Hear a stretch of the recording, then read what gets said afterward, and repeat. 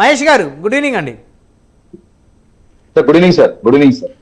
So మొత్తానికి ఆంధ్రప్రదేశ్ ముఖ్యమంత్రి చంద్రబాబు నాయుడు గారు విజయవంతంగా ఢిల్లీ టూర్ని విజయవంతంగా ముగించుకున్నారు. మరి ప్రధానమంత్రి గారితో పాటు అదేవిధంగా కేంద్ర మంత్రుల్ని మరి వారికి సంబంధించిన శాఖలకు సంబంధించినటువంటి ఐఏఎస్ అధికారులను కలిశారు. మరి ఆంధ్రప్రదేశ్కి సంబంధించినటువంటి రావాల్సినటువంటి వాటి మీద మాట్లాడిన పరిస్థితి ఉంది. ఆంధ్రప్రదేశ్ అభివృద్ధి మరి పరిశ్రమలకు సంబంధించి మరి నిధులకు సంబంధించి రకరకాల చర్చలు కూడా చేసిన పరిస్థితి అయితే ఉంది. సో మొత్తానికి కనుక చూస్తే ఆయన పరపతి మరి సంవత్సరం క్రితం చంద్రబాబు నాయుడు గారు, సంవత్సరం తర్వాత చంద్రబాబు నాయుడు గారు పరపతి దాదాపు 10 రెట్లు పెరిగిందని అయితే ఖచ్చితంగా చెప్పుకోవచ్చు. ఎందుకంటే రాష్ట్ర ముఖ్యమంత్రిగా ఈరోజు ఆయన మరి దేశంలో ఖచ్చితంగా చక్రం తిప్పుతున్నాడు అనుకోవడంలో ఎలాంటి అతిశయోక్తి లేదు. ఎందుకంటే ఆంధ్రప్రదేశ్ కూటమికి సంబంధించి వచ్చినటువంటి ఏదైతే పార్లమెంట్ స్థానాలనే అవి కేంద్రంలో భారతీయ జనతా పార్టీ ప్రభుత్వం ఏర్పాటు చేసిన కీలక పాత్ర పోషించింది. కాబట్టే కేంద్ర ప్రభుత్వం ఏదైతే ఉంది, ఇప్పుడు రఘునాథ్ బాబు గారు ఏదైతే చెప్పారో మనకి సీట్లను బట్టే ఢిల్లీలో వారికి ఇంపార్టెన్స్ ఉంటుంది. సో ఏ పార్టీకి మెజారిటీ ఎక్కువ పార్లమెంట్ స్థానాలంటే వారికి అంత గౌరవం ఉంటుందని. సో ఇప్పుడు తెలుగుదేశం పార్టీ ఆ స్థాయి గౌరవాన్ని పొందుతూ ఉంది. మరి చంద్రబాబు నాయుడు గారు ఢిల్లీ టూర్ సక్సెస్ అయిందని మనం అయితే భావించవచ్చా మహేష్ గారు? సార్, ముందుగా నాకు అవకాశం ఇచ్చిన గవర్నమెంట్ యజమాన్యానికి, మీకు, అలాగే ప్యానల్లో ఉన్నటువంటి ఇతర నాయకులందరికీ కూడా శుభోదయం తెలియజేసుకుంటూ గుడ్ ఈవినింగ్ చెప్తూ, సార్ ఏదైతే ఇంత ముందు మన బీజేపీ నాయకులు ఏదైతే చెప్పారో, ఏదైతే నంబర్ గేమ్ ఢిల్లీలో మొత్తం కూడా నంబర్ గేమ్ మీదే డిపెండ్ అయి ఉంటుంది. ఆ నంబర్ గేమ్ లో ఈసారి మాత్రం మనకు ఒక మంచి ఆపర్చునిటీ వచ్చింది ఇక్కడ. ఎందుకంటే ఈ రోజు సెకండ్ లీడింగ్ పార్టీ ఏదైనా ఎన్డీఏలో ఉన్నట్టయితే అది తెలుగుదేశం, జనసేన, ఈ కూటమి అనేది చాలా ఇంపార్టెంట్ రోల్ ప్లే చేసింది. నిజానికి చెప్పాలంటే ఎలక్షన్ బిఫోర్ కూడా మన యొక్క ఇంపాక్ట్ అంత ఉంటుందా అని, బీజేపీ నెక్స్ట్ ఎన్డీఏ గవర్నమెంట్ లో మనకు ఇంపాక్ట్ అంత ఉంటుందా అని నిజం మనం కూడా ఊహించలేదు. ఈవెన్ బీజేపీ కూడా వాళ్ళు 400+ టార్గెట్ లో పెట్టుకున్నప్పుడు మన అలయన్స్ ను కూడా వాళ్ళు ఆ రోజు లైటర్ వేయంలోనే తీసుకున్నారు. ఇంతకు ముందు బీజేపీ సార్ ఏదైతే చెప్పారో అక్కడ మనం దగ్గర కొట్టుకుంటాం, ఢిల్లీలో అలాంటి పరిస్థితులు ఉండదు అని చెప్పినప్పుడు. సో అట్లాంటి ప్రాసెస్ లో కరెక్ట్ గా ఎవరైతే ఆ యొక్క కూటమి ఏర్పడాలని చెప్పి ప్రయత్నం ఏదైతే జనసేన అధినేత పవన్ కళ్యాణ్ గారు చేశారని అందరూ ఎవరైతే ఇంక్లూడింగ్ టీడీపీ నాయకులు కానీ, బీజేపీ నాయకులు కానీ, ఇంక్లూడింగ్ జనసేన వాళ్ళు ఎవరైతే చెప్తున్నారో అవన్నీ ఒక ప్లాట్ఫామ్ తీసుకొచ్చి ఈ యొక్క ఆంధ్ర రాష్ట్రంలో ఇటువంటి దుష్ట శక్తినో లేకపోతే ఇలాంటి దుష్టుని మనం దించాలి అంటే కూటమి ఏర్పడాలా అనే పాయింట్ తో ఏదైతే తీసుకెళ్లారో ఆ యొక్క రిజల్ట్ ఏదైతే వచ్చిందో, సార్ ఫస్ట్ టైం సార్ ఇంతవరకు కూడా ఎన్నోసార్లు కూడా మనం కూటమిలో మనం ఉంటాము, లేకపోతే ఎన్నోసార్లు కూడా ఎన్డీఏలో కూడా మనం పార్టీ కూడా అయ్యుండొచ్చు చాలా పార్టీలు కూడా. బట్ ఫస్ట్ టైం భారతదేశంలోనే ఏపీకి నేషనల్ లెవెల్లో ఫోకస్ అనేది ఫస్ట్ టైం వచ్చింది సార్. ఎందుకంటే ఇప్పటివరకు కూడా ఏపీలో ఉన్నటువంటి పొత్తుల గురించి కానీ, లేకపోతే ఈ యొక్క గెలిచిన ఎలక్షన్ల గురించి కేవలం దక్షిణాది రాష్ట్రాలు మాత్రమే మాట్లాడుకునేవాళ్ళు. మహా అయితే తమిళనాడు కానీ, మహా అయితే కర్ణాటక కానీ, తెలంగాణ కానీ.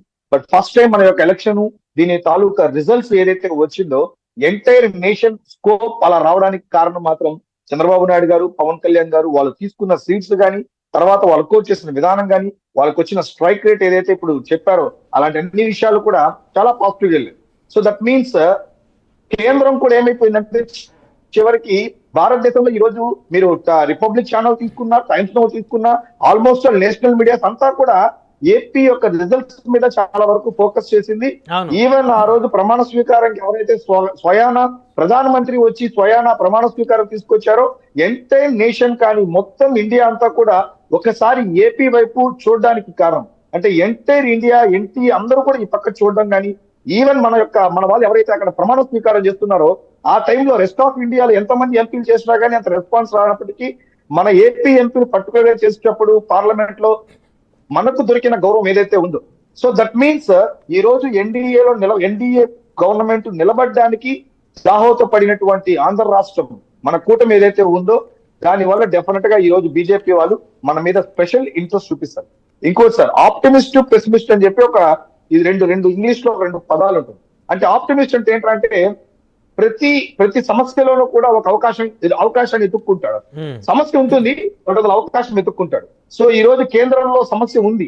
నిజం చెప్పాలంటే 2014 నుంచి ఫస్ట్ ఎన్డీఏ 2014లో గవర్నమెంట్ కానీ, ఆ తర్వాత 2019లో గవర్నమెంట్ తో పోల్చుకుంటే నాకు తెలిసి ద బెస్ట్ పార్లమెంట్ ఇప్పుడు జరుగుతారు.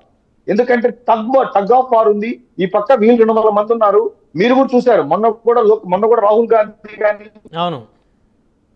ప్రధానమంత్రి మాటలు కానీ, అంటే చర్చలు బాగా వేడిగా జరుగుతుంది. బెస్ట్ డిస్కషన్స్ జరుగుతుంది, బెస్ట్ డిబేట్ జరుగుతుంది. సో ఈ టైంలో ఆపర్చునిటీని తీసుకునేవాడే మంచి ఆప్టిమిస్టిక్ అవుతాడు. సో ఇలాంటి సందర్భంలో ఇది ఖచ్చితంగా ఆంధ్ర రాష్ట్రం ఖచ్చితంగా అవకాశం అందిపుచ్చుకుంటుంది. ఇంకా జగన్మోహన్ రెడ్డి పరిస్థితికి వస్తే ఈజ్ ద పెసిమిస్ట్.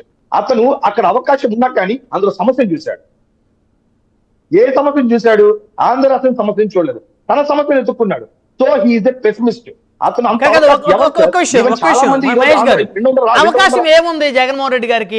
ఆ రోజు మరి ఆయనకి 22 పార్లమెంట్ స్థానాలు వచ్చినప్పటికీ కూడా ఆయన పార్లమెంట్ స్థానాలను బేస్ చేసుకునే కేంద్రంలో భారతీయ జనతా పార్టీ ప్రభుత్వాన్ని ఏర్పాటు చేయలేదు కదా. సో ఆయనకి ఏముంది అవకాశం? ఆయన ఇప్పుడు కూడా అదే కదా అనేది. నాకు ఈరోజు చంద్రబాబు నాయుడు గారికి ఉన్న అవకాశం నాకున్నట్లయితే ఖచ్చితంగా నేను ప్రత్యేక హోదా అంశాన్ని సాధించేవాడిని, రాష్ట్రానికి రావాల్సిన రాబట్టేవాడిని అనేటువంటి వ్యాఖ్యలు ఈ రోజుకి చేస్తామన్నారు. సార్ ఇప్పుడు కూడా కేంద్రంలో దాదాపు 200 ఎంపీలు ఆపోజిట్ గా ఉన్నారు ఈ యొక్క ఎన్డీఏ ప్రభుత్వానికి. అంటే మీరు అన్నట్టు ఈ రాష్ట్రాల్లో వీళ్ళకి ఏం పనులు జరగరా, వీళ్ళు ప్రభుత్వాన్ని ఏం వ్యతిరేకించినా కానీ వీళ్ళు రాష్ట్రంలో కావాల్సిన హక్కులు వీళ్ళు తీసుకోరా, వీళ్ళకి రోడ్లు బాగాలేదంటే తీసుకోరా, లేకపోతే వీళ్ళకి ఇండస్ట్రీస్ కావాలంటే కేంద్రం ఇవ్వదా? మనం అడగాల, మనం ప్రయత్నం చేయాలా. మన క్యాండిడేట్ ఎలక్షన్ అవ్వగానే వితౌట్ సెకండ్ థాట్ ఏం మాట్లాడకుండా బయటకు వచ్చి మనం లేకుండా వాళ్ళు ప్రభుత్వం స్థాపిస్తున్నారు, మనం ఏం చేయలేమని చెప్పేసి సింపుల్ గా ఒక మాట చెప్పేస్తారు. నేను అందుకే అంటున్నాను ఈజ్ ఎ పెసిమిస్ట్. ఎందుకు అంటున్నానంటే అక్కడ అవకాశం చూడలేదు, అందులో ఈయన సమస్య చూశాడు కాబట్టి అతను పోరాడలేదు. సార్ ఇప్పుడు తమిళనాడు వాళ్ళు ఉన్నారు సార్, తమిళనాడులో జయలలిత లాంటి వాళ్ళు ఇంతవరకు కూడా ఢిల్లీకి వెళ్ళకుండా, వాళ్ళు బీజేపీ కూడా మద్దతు ఇవ్వరు, ఢిల్లీకి వెళ్ళరు, అయినప్పటికీ కూడా ప్రతి ఒక్కటి వాళ్ళు సాధించుకుంటారు. ఈవెన్ డిఎంకే పార్టీ కూడా చూడండి, ద్రవిడియన్ పార్టీస్ కూడా వాళ్ళు ఢిల్లీకి అన్నిసార్లు వెళ్ళరు, అయినా కానీ వాళ్ళని సాధించుకుంటారు, వాళ్ళు గవర్నమెంట్ లో కూడా ఉండరు. సో దట్ మీన్స్ ప్రతిపక్షంలో ఉన్నప్పుడు వాళ్ళే అంత సాధించేటప్పుడు మీరు ఇప్పటి వరకు కేంద్రంలో పెట్టిన ఏ బిల్లుని కూడా భారతదేశంలో వ్యతిరేకించిన పార్టీ ఏదన్నా 2019 నుంచి 24 వరకు ఉందంటే అది ఒక్క వైఎస్ఆర్సీపీ పార్టీ మాత్రమే. ఈవెన్ కొన్ని విషయాల్లో టీఆర్ఎస్ పార్టీ కూడా వ్యతిరేకించింది, కొన్ని విషయాల్లో ఏడీఎంకే పార్టీ కూడా వ్యతిరేకించింది అలయన్స్ లో ఉన్నప్పటికీ కూడా, నీట్ లాంటి ఎగ్జామ్స్ లో. దట్ మీన్స్ వాళ్ళ యొక్క రాష్ట్ర ప్రయోజనాల కోసం పొత్తులో ఉన్నప్పటికీ కూడా విభేదించినటువంటి పార్టీలు రాష్ట్రంలో భారతదేశంలో చాలా ఉంది. కానీ నువ్వు ఏ మాత్రం రోల్ ప్లే చేయకుండా సార్, ఒకటి ఆ పక్కన ఉండాలా లేదా ఈ పక్కన ఉండాలా, ఎవరన్నా గోడ మీద పిల్లిలాగా ఉంటారు సార్. అలాగే 5 సంవత్సరాలు గోడ మీద పిల్లిలాగా 22 ఎంపీలు ఉంచిన పార్టీ ఏదన్నా ఉంది అంటే అది వైఎస్ఆర్సీపీ పార్టీ మాత్రమే. దాని వల్ల మనం ఎంత నష్టపోయామనేది ఇప్పుడు తెలుస్తాను. ఇప్పుడే జస్ట్ ఒక చూశాను, Jagan's Delhi tours it's a time to release facts అని చెప్పి. అంటే వీళ్ళకి బాగా అనుకూలమైనటువంటి ఒక సోషల్ మీడియా గ్రేటర్ ఆంధ్ర అనే ఒక సంస్థ వాళ్ళు రాశారు, ఇన్ని రోజులు జగన్ టూర్ ఢిల్లీకి ఎందుకు తిరిగాడు, ఇప్పటి వరకు భారతదేశంలోని ఎక్కువ సార్లు మద్దతు ఇచ్చి కనీసం వాళ్ళ యొక్క ఓటు సీట్ అవసరం లేకపోయినా కానీ ఎక్కువ సార్లు ఢిల్లీకి వెళ్ళిన ముఖ్యమంత్రి ఎవరన్నా ఉన్నారు అంటే అది జగన్మోహన్ రెడ్డి గారు చెప్పుకుంటూ. కానీ ఇప్పటి వరకు కూడా వెళ్ళిన తర్వాత సీఎంఓ ఆఫీస్ ఏదైతే సీఎం ఆఫీస్ ఉంటుందో ఏ పర్పస్ మీద వెళ్ళారు, అక్కడ వెళ్ళి ఏం డిస్కస్ చేశారు, తిరిగి తర్వాత ఏమొచ్చి చెప్పారన్నప్పుడు ఒకే ప్రెస్ నోట్ ని, ఒకే ప్రెస్ రిలీజ్ ని వాళ్ళు అటు ఇటుగా తేదీలు మార్చి, అంటే పోయిన నెల 6వ నెల పోయింటే ఆ డేట్ వేసి, ఆ తర్వాత 9వ నెల పోయింటే ఆ డేట్ వేసి, 2020 నెల పోయింటే ఆ డేట్ వేసి తేదీలు మార్చి ఒకే ప్రెస్ రిలీజ్ చేసినటువంటి ఓన్లీ స్టేట్ ఏదైనా ఉంది అంటే ఇది ఆంధ్ర రాష్ట్రం అని చెప్పి, ఇది మనం చెప్పడం కాదు, వాళ్ళకి బాగా అనుకూలమైనటువంటి గ్రేట్ ఆంధ్ర వాళ్ళు ఇచ్చిన రిపోర్ట్. దట్ మీన్స్ 5 సంవత్సరాలు ఈయన ఎందుకు వెళ్ళారు అని చెప్పడానికి ఇట్స్ వెరీ క్లియర్ ఫ్యాక్ట్. అక్కడ ఏంటి, ఈయన స్వయ ప్రయోజనాల కోసమే పోయాడు తప్ప ఇంకో ప్రయోజనాల కోసం పోలేదు. రెండోది సార్, ఈసారి 2017-18 ఏదైతే ట్రాప్, ఆ రోజు ట్రాప్ లో పడ్డారు ఎవరంటే ఆ రోజు ఇంక్లూడింగ్ టీడీపీ వాళ్ళు ట్రాప్ లో పడ్డారు ఈ యొక్క ప్రత్యేక హోదా మీద. ఈ రోజు అగైన్ వీళ్ళు తీసుకొస్తున్నారు, అది లైమ్ లైట్ లో లేని కాన్సెప్ట్. ఈ రోజు ఎలక్షన్స్ దాని మీద పెట్టి వెళ్ళట్లేదు, మోర్ ఓవర్ అది 10 years అయిపోయింది.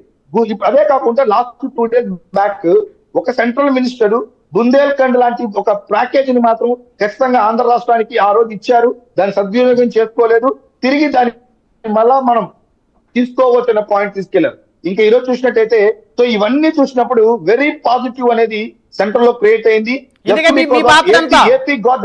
జనసేన పాత్ర ఎంత, రాష్ట్ర ప్రయోజనాలను కేంద్రం నుంచి సాధించడంలో జనసేన పాత్ర ఎంత?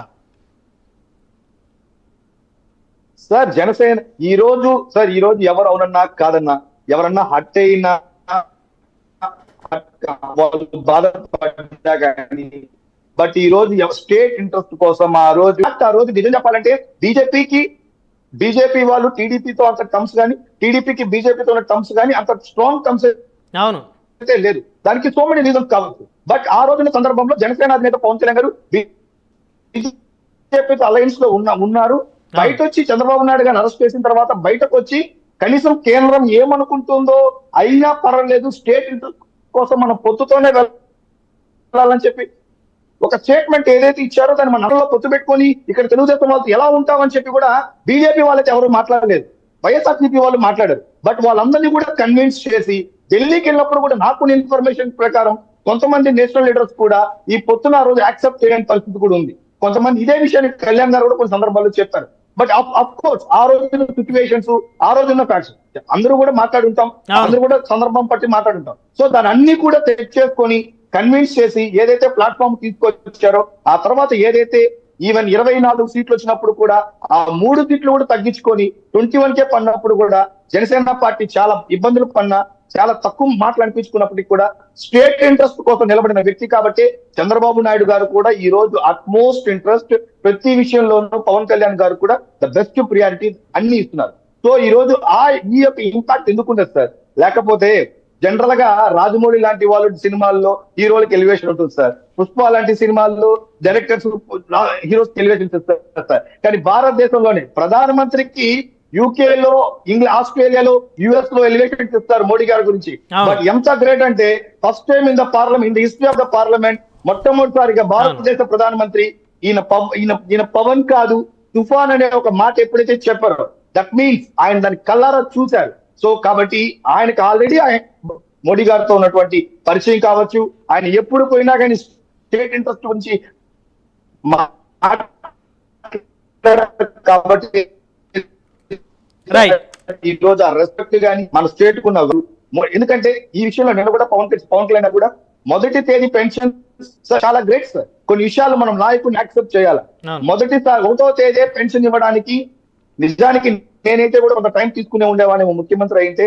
బట్ చంద్రబాబు నాయుడు గారికి అనుభవం ఉంది కాబట్టి ఆ 1వ తేదీ కూడా ఇచ్చారనే మాట ఏదైతే చెప్పారో దట్ మీన్స్ ఒక లీడర్ అనే వ్యక్తిని, ఒక లీడర్ని యాక్సెప్ట్ చేయడం అనేది చాలా ఇంపార్టెంట్ ఒక లీడర్ ఎదగడానికి కూడా. సో ఆ విషయంలో చంద్రబాబు నాయుడు గారు ఒకవేళ అటు ఇటు ఇబ్బంది పడ్డా కానీ ఆయన ఇబ్బంది పడరు.